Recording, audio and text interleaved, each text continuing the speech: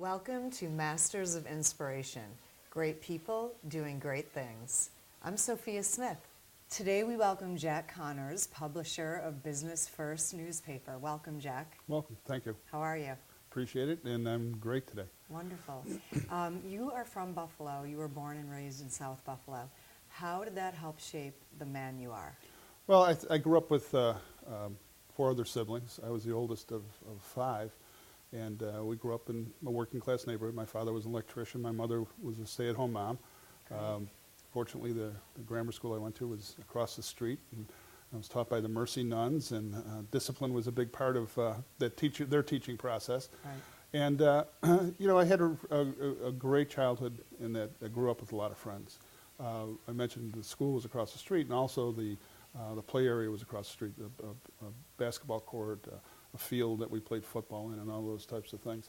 And I guess I just had an appreciation for people, and growing up in that era, you'd get on your bike and you'd be gone for the day on the weekends. Your parents didn't want to see you until it was dinner time or until the lights came on, the street lights came on. And I think it helped me again in the relationships that I have basically made throughout the years. Right. Those were the days. We certainly don't let the kids do that anymore, but what wonderful memories you have from a kind of a bygone era. Absolutely. Tell everyone, Jack, how you became interested in publishing. Did you work on the school newspaper in college, or were you always just interested in the buzz of newspapers? Actually, when I was in grammar school, a friend of mine, we started a small newspaper for the school. And we would go to his house every day. We were probably in 6th grade, and we'd put together stories, write stories about what was going on at the school, and nothing malicious, but and we would pass it out. And actually, the Mercy nuns let us do that. So that was a great thing to do. And Sure. so my interests started there. In high school, I did a little bit of writing. I concentrated. I had a lot of English courses, but I went to Hutch Tech. And Hutch was a college preparatory school for engineering. Right. My original intention was to become an engineer, an electrical engineer. And in high school, I dabbled with it, and I applied to some engineering schools. And in the end, what ended up happening is I ended up working full-time at Bethlehem Steel one summer during college, or right after high school, and I never ended up going to engineering school. I went to Canisius College at night and worked full-time at the steel plant during the day for 4 years. So So you saw both worlds, the Oh, real world of the working man, with the dichotomy of the academic world. And, absolutely. So I bet that propelled you to study and not keep working during the day. Well, it did. The last thing I wanted to do was be working in the blast furnaces at Bethlehem Steel for the rest of my life. Right. Even though at the time it was a very good job. Mm-hmm. I ended up graduating from Canisius College with a degree in English and a minor in education. My thought was, well, I'll become an English teacher. Right. And the fates took me in a different direction. Well, that's fabulous. Yeah. I love how you were such a young entrepreneur making the little newspapers in the hallways. And how did you put the paper together then? Did you have a mimeograph machine, or did you? Actually, we did. We had a broken down mimeograph machine. We would type things out and we would copy them. We'd use the rubber stamps that had figures or objects on them to fill in. You couldn't really use photographs. We didn't know how to use the photographs on the mimeograph machine. So it was just something for us to do. It was a diversion, and it was again something that was in my It was just something I enjoyed doing. After college, I left Bethlehem Steel because they had layoffs, Right. and I needed to get a job, and my unemployment was running out. My father looked at me and said, "You're living at home. You're eating our food. Right. What are you going to do with yourself?" And He wanted you to produce. Absolutely, and at Bethlehem, and he was a construction worker all his life, so he worked outside every day. He worked hard, Right. and expected the same from myself and his other children. Right. And I had the opportunity to, apply for a job at the Courier Express, and it wasn't an editorial job or a news job. It was actually as a person working in the press room, a millwright essentially. Okay. And at Bethlehem Steel, I had learned a lot of those skills because I was a millwright helper. I knew how to do those things. So I applied to the Courier Express at the time, And the gentleman who was the personnel director at the Courier Express was a gentleman named Van Hall. Van Hall, his family owned Crystal Beach at the time. And this, I think, was just a part-time job. It was just something for a diversion for him. Right. So he looked at my resume, and I said I came in to apply for the job for the helper in the press room. He said, well, I don't have that job available. I knew he was not telling me the truth because the person who had that job and left was a friend of mine, so I knew Right. the job was there. He said, you have an English degree. He said, you're going to work in the newsroom. Very nice. I said, well, what am I going to do? And he said, well, you're going to be a copy boy. I said, okay, well, I'm probably one of the oldest copy boys on record here, but I'll Right. I'll Give it I'll a bite go. and I'll go. Right. And of course, that was the start of it. So How I exciting. worked started as a copy boy at the Courier, and when the paper closed in 1982, I was assistant city editor for special projects, Excellent. and the rest sort of carried on from there. How did you feel about the end of the Courier Express? I mean, was it a fate that could not be changed, or did you feel that Buffalo could benefit from having two newspapers still today? Well, I think any community can benefit from having two newspapers, without a doubt. It's good to have two different news organizations competing against each other. Right. It's good for the community because you know that people are going to dig for the news and get it out to the people in the community. When the Courier closed, it was devastating. It was devastating to me. It was devastating to an awful lot of different people. It changed everyone's lives. Yes, absolutely. In hindsight, everyone thought it could have been avoided. It could have been avoided, but it would have been a short-term fix. It was strictly a financial problem. It right? absolutely was. It was economy driven. It was a time when Cleveland had lost a newspaper a few months before. Many cities, especially mid-size American cities, were losing their other voice and their other newspapers because it was an economic thing more than anything else. Yes, I often think when I'm reading the news, it would be so nice just to have a different voice, a different perspective. But still, with the economy the way it is in Buffalo, the population the way it is, we probably won't see that. But we have you, and we have business first, so that's another perspective we have for the news. Absolutely, and that was one of our motivations, my motivation, personal motivation with Business First. When the Courier closed, I was very fortunate. I was able to secure a job in Niagara Falls, working for the Niagara Gazette, and my city editor at the time at the Courier had just come from the Gazette, maybe a year or two before that. And he went back to the Gazette. He was fortunate enough that the Gannett Company hired him back, and he called me and asked if I would be his news Nice. editor. So he kind of took you under his wing. Yeah, and brought you- I was so fortunate. I never missed a day of work. Wonderful. When the Courier closed, I took a couple of weeks off just to sort of gather my thoughts, and immediately went to work up in Niagara Falls. So I was fortunate. So many of my friends, especially in the news department, had to move. Washington, Baltimore, Right. Connecticut, all over Illinois. I mean, all over the country. And many of them have done very well. Many of them are retired now. But it really tore apart a family, without a doubt, when I that see. happened. That is sad. So. Tell me some of your fondest memories of working at the Gazette. The Gazette was always a challenge. The Gazette was Niagara Falls. You look at Niagara Falls and you think it's a great community. There's so much potential there. There's still yes. so much potential there. Now we're going back 30 years, and much of that potential is yet to be realized, unfortunately. Right. It's a tough community. It was always a blue-collar industrial community. Tourism and the falls were usually secondary to the economy up there. It wasn't a Right. big part of it.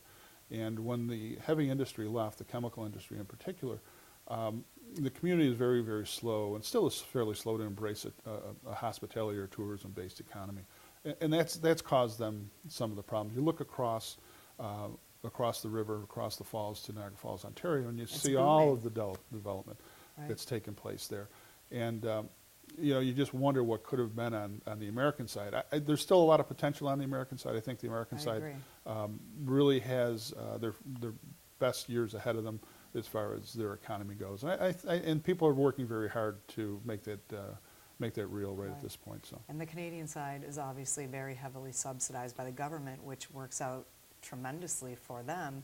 So maybe we just need the right kind of politician that would help us move forward here. That's what I always think. Yeah, I think you're absolutely right. What happened in Niagara Falls is the government invested a lot of money in the infrastructure. They invested a lot of money in the parks Right. in Niagara Falls, Ontario, and that in and of itself made the falls more of a tourist destination. when they helped encourage, and there was some subsidy going on with some of the private development. Right. That just made it take off, because once you get one private developer coming in and you see that they're successful, It they proliferates and absolutely follow each other more. in. Right. And the government's initial investment in the parks itself and the infrastructure is what's most important. And that's what has to happen in Niagara Falls. The state has to take a look at that park, which is the oldest state park in the country, the Niagara Reservation, and they need to invest the money in there to make it attractive to people, whether or not there's 20 hotels or a wax museum sitting there. They just need to make it attractive for people to come there and utilize those facilities. Right. You were at the Courier Express and then the Gazette. How did you transition into becoming involved at what is now Business First? Well, I was working the one day at the Gazette, and I'm reading the Buffalo News, which we always read everybody's your competition. Right. In that. And I'm reading, and I saw a little blurb that a group was coming in, and they're thinking about opening up a business newspaper in town. And it mentioned the public relations firm at the time, which was Levy King and White, which no longer in existence, but the person handling the account was a gentleman named Bill Collins. Okay. Well, Bill is still in business. He's with Travers Collins, and they do advertising and public relations. Well, at the time, Bill's wife, Donna, was working with me at the Gazette. Okay. And I said to Donna, what's the deal with this? And she goes, well, I've got an interview with them tomorrow. I said, okay. I said, when do I get my interview? That's right. And so she said, here, call these people. So I called them, and I said, I'd be interested. Want to hear what it's all about. Looked at a few. St. Louis had a business journal at the time. I looked at St. Louis. So I went in for an interview about 5 or 6 days later, and they hired me on the spot as the editor of the paper if I wanted it. Wow. So I was excited about it. I mean, we were sitting in a room with carpenters working all around us, and the nailing and banging and everything was going on for the interview. And he said, "Can you start in 2 weeks?" And I said, "Yeah." He said, "Now you've got to hire a staff to provide news coverage." How exciting. And, yeah, it was great. It was one of those things where I was given an opportunity to be on the ground floor of something. And right. It was exciting. It was challenging. The good thing about it was I knew that I had skills that were marketable. I had interviewed before I went to the Gazette. I had interviewed at Newsday down in New York, on Long Island in New York, and I was offered a job there. I was offered a job up in Connecticut. So I knew that if this didn't work out in the short term, I had options. Else. It wouldn't be in town, but I'd have to leave. When you first started at Business First, what was your biggest challenge then, and how would you relate that to your biggest challenge today at Business First? The biggest challenge was hiring reporters and editors who felt comfortable dealing with business and economic news. Or also because it was a new startup company? Was that it was a factor? new startup. I was fortunate in that I had worked with a team up in Niagara Falls that I respected. I ended up hiring 8 people from the newsroom in Niagara Falls. Great. And they came with me. And, oh, nice. So your editor. It was nice for us. It wasn't nice for Niagara. Yeah, it wasn't. It wasn't good You're for Niagara taking Falls. Everyone. Yes. I did, and they were not happy about it. Right. And my first editor was a gentleman named. I was the first editor. He was my assistant. Was a gentleman named Dom Kappa, and he had worked with me in Niagara Falls. He had gone down to Fort Myers with Gannett, and he wasn't down there more than 2 months when I hired him, and he brought him back up. Said pack up your bags, come back up. Yeah. So the good thing was we hit the ground running with a team that had worked together before. Wonderful. So that was important. The thing was how do you focus what I call general assignment reporters onto specific beats, Right. Whether it's real estate, construction, or banking and finance. You have to have a little bit of aptitude or an interest in those areas to cover it. So getting those beats set initially was the hard part. Getting them to write stories that were reflective of what was going on in those areas was the second hardest part. Today, our biggest challenge is with many of the same staff. I mean, Jim Fink has been with me, I think, 24 years, almost 25 years. Wow. Donna Collins has been with me 30. It'll be 30 years come September. So we've worked together a long time, but we're transitioning now. Business First, when we first started Business First, there was no internet. There was no email. I mean, none of that existed. Huge difference. Huge, Absolutely. huge. The technological advancements have just been the greatest in communications. And it doesn't matter if it's print or broadcast or whatever. I mean, they've just, in the last 2 decades, 3 decades, it's just been unbelievable. So now it's I guess, transforming my newsroom into a newsroom that thinks in social media terms. They think in digital terms. You know, we would in the early days, we would hold a story. You know, are we going to beat the Buffalo News with this story? And we did regularly. We beat them all the time. We used to run ads that said, here's the story. Here's when the stories appeared in Business First. Here's when they appeared in the Buffalo News. And today, it's hard to hold any type of news. Well, it doesn't matter if it's you know, dealing with the Boston Marathon bombing, or it's dealing with a new development that's going in on Main Street or Canal Side. It's out there instantly. It's out there. Right. And you know, our job is to get it out there for our constituents, our readership, as quickly as we can. But then our second job is then to take that information and build on it. Right. What does it mean? What's the impact to the community? What's behind the story? How did it come about? All of those things is something we can do for our readership, and we do that in the paper every week. Then we take that, instead of focusing on breaking news for the paper, we focus breaking news for social media and our website and our push email products. Which Then you have we to be take on it. top of. Absolutely, and I mean, that's been for a lot of our people that have been there a long time, and it's a cultural change for myself. Absolutely. From the mimeograph to Twitter. Absolutely. Kind of a long road. Absolutely. I'm on Twitter these days. I'm on Right. Facebook. I'm posting on LinkedIn. I'm doing all of those things. I'm probably And you not. have to be Yeah. to keep abreast of all of the Absolutely. technologies Absolutely. and be on the cusp of what everyone's doing and saying and talking about. And so what that has done is that's really expanded our reach as Right. a media outlet. It's expanded our audience to it's exploded exponentially. I mean, we had in February we did a report on the 200 most influential people in Western New York. That report alone on our website drew 1.5 million page views. We do our schools report in June. Last year we had 2.1 million page views for that.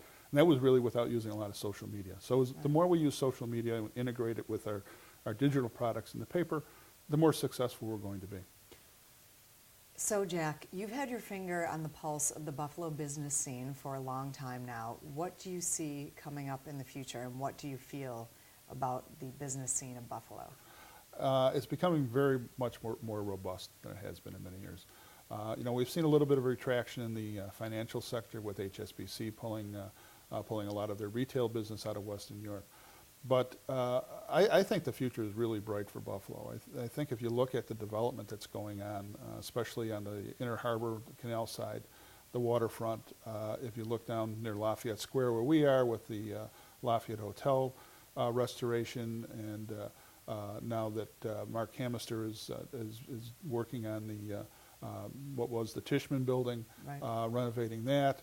A lot of residential has come online with different condominiums and apartments and lofts.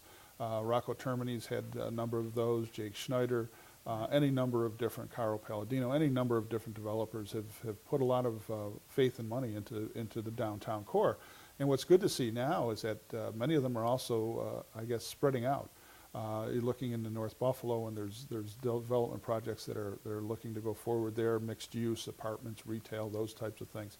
Right. So I think there's a really bright future for Western New York. We've seen more, going back to the waterfront, we've seen more development on the waterfront in the last 5 years than we had seen in the previous 5 decades. So it's really positive. Do you feel that more young people, after they're graduating from college here or grew up here and perhaps moved away, do you feel rather than moving to San Diego or Colorado or anywhere, more people are moving home and appreciating the qualities of life here? I think they are. I think what you're seeing is I think more young people staying.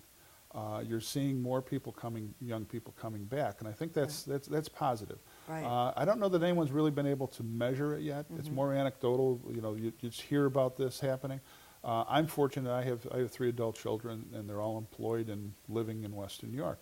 I can't say that a lot, for many of Right. our other friends. And if you look at the opportunities that are here, They're very similar to what are available around the country. Many opportunities are really there for the taking for young people. They have to be entrepreneurial. And one of the things this community has to do, it has to be entrepreneur friendly.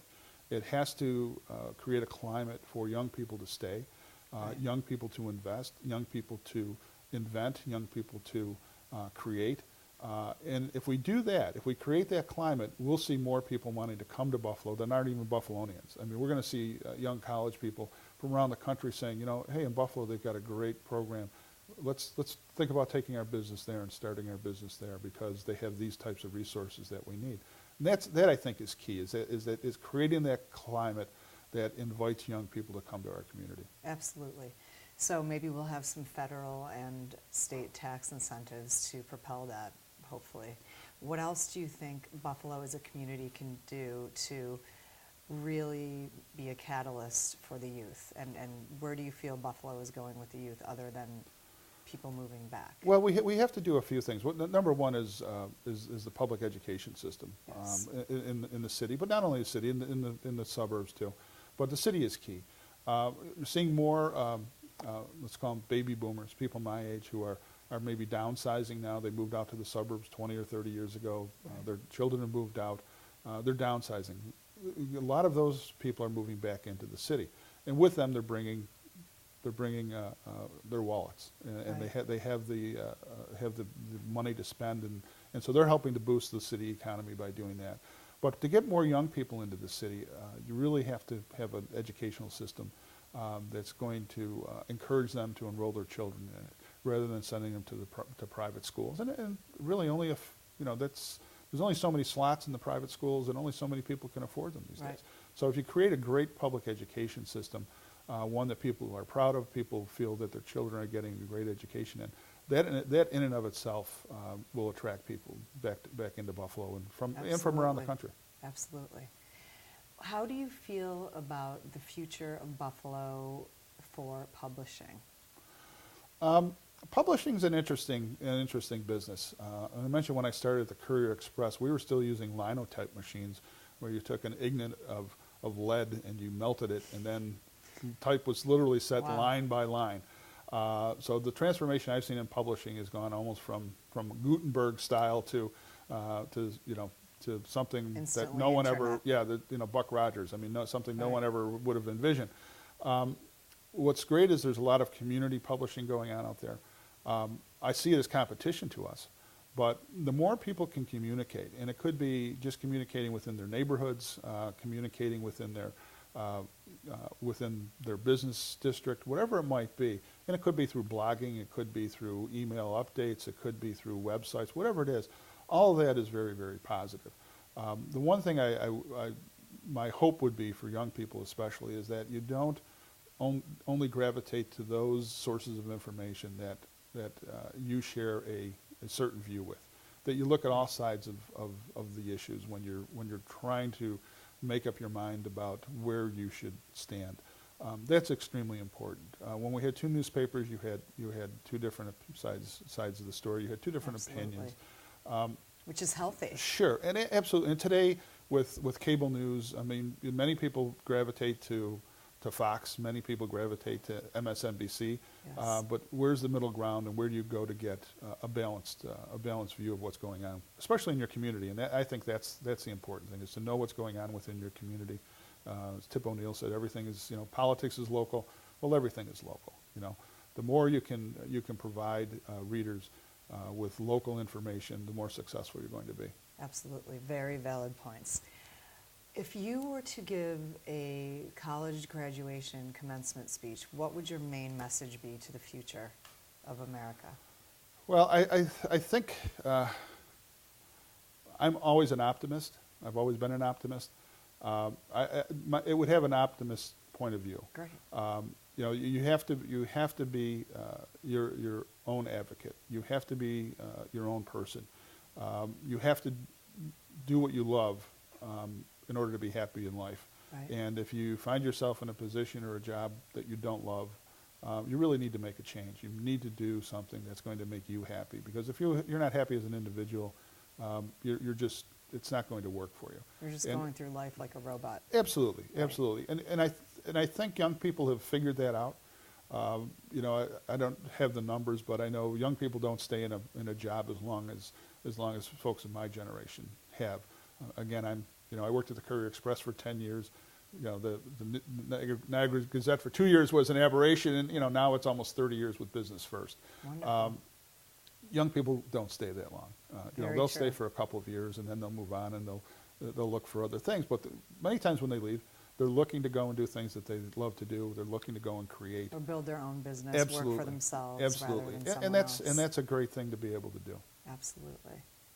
So if you could go back and change anything about the beginning of Business First, what would you change?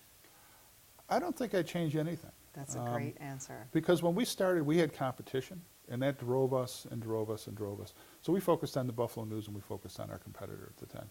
Fortunately, we were able to buy out our competitor after a couple of years, and that worked out fine. But you know what? I've always worked with a great group of people. I'm a hands-off manager. I don't micromanage. My people know what their responsibilities are. That's nice. I hold them to their promises and to the goals that we set together, and they deliver. And for me, that makes my life very, very easy because I can count on them. They can count on me to be there if they need help and support or do whatever I need to do to help them reach their goals. So it's really important. It's been important for me to put together team is way overused, the word, but really to put together a good team of people that we're all on the same page. We all know what direction we're going in. Jack, you must get pulled in a lot of different directions regarding helping out nonprofits. Which do you actually work with, and which inspire you to help? Well, right now I'm chairman of the Buffalo Union County Public Library System Board of Trustees. So libraries have always been a passion of mine. One thing I didn't mention earlier is that I have a degree in library science, information Excellent. science. So Excellent. so that was a part-time job I worked when I was working at the Courier Express when I wasn't running for coffee for someone. So the library has always been a passion of mine. I always had a library in my neighborhood growing up, and we'd go to the library all the time. Right now, the libraries are doing well, but they can do better, and it all comes down to funding. So that's always been a passion of mine, and I've been on the board for about 10 years now. Other passions, I was involved with the YMCA, which has done phenomenal things in this community. Been involved with different educational institutions, but it's always been important for me personally and for my staff to have our people involved in those things they're passionate about. I think it's really important because it sends a message that we as a company are concerned about what's going on in the community, but also it gives us the opportunity to use our resources sometimes to help those organizations. And we work very closely with a lot of different nonprofits to help them reach their goals, and mostly financial goals, with providing them advertising and those types of things and sponsoring events. That's terrific. It's so important that we keep our libraries open and strong, so I commend you for Thank you. working with the libraries. Yeah. On a personal level, Jack, what inspires you every day? I think looking around, I think it's the young people in the community. I think, we need to leave this community better than when we found it. It's one of those things that, again, going back to see young people doing great things. And you see it all the time. You see it, you see it in the grammar schools, you see it in the high schools, you see it in the colleges, you see it in the business world.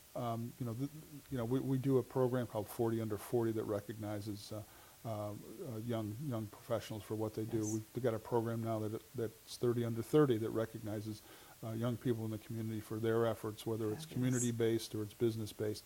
But it's really important for me to gather my inspiration from other people in the community, especially the young people that are doing great things, because I'll look at and I'll say, gee, why didn't I think of that? That would have been a great thing to do when I was 25 instead of maybe doing what I did. But that's what inspires me is the future, I think, and making Buffalo and Western New York a better place than what it was when I was 25 years old. Great point.